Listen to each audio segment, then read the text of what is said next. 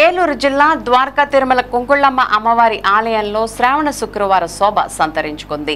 వరలక్ష్మి వ్రతం సందర్భంగా అమ్మవారిని దర్శించుకునేందుకు ఆలయానికి భక్తులు పెద్ద ఎత్తున విచ్చేశారు.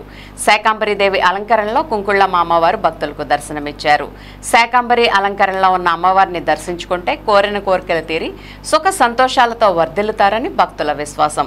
అమ్మవారికి అర్చకులు పంచహారతులు సమర్పించి ప్రత్యేక పూజలు నిర్వహించారు. ఈ సందర్భంగా ఆలయంలో చండీ హోమం, ప్రత్యేక కుంకుమార్చనలు జరిపారు.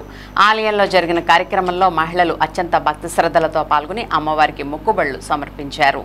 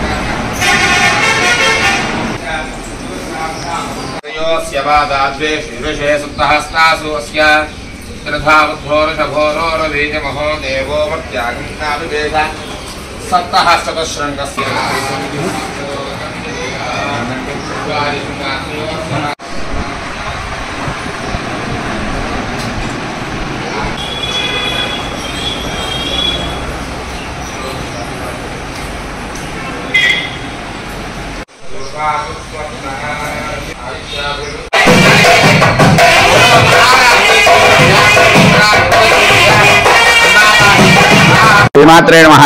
వామే శూలకపాలపాశమిత్రే ఖడ్గం కరం డింభివం దుర్భ్రాణం కరపంకజైః శ్రీనయనాం నాగాష్టభూషాన్వితాం నానాకోటి యుగాంత సూర్య సదృశీం నాశోజ్వలద్భూషణాం రత్నాలంబిత హేమకుండలధరాం శ్రీ రేణుకామాశ్రయే.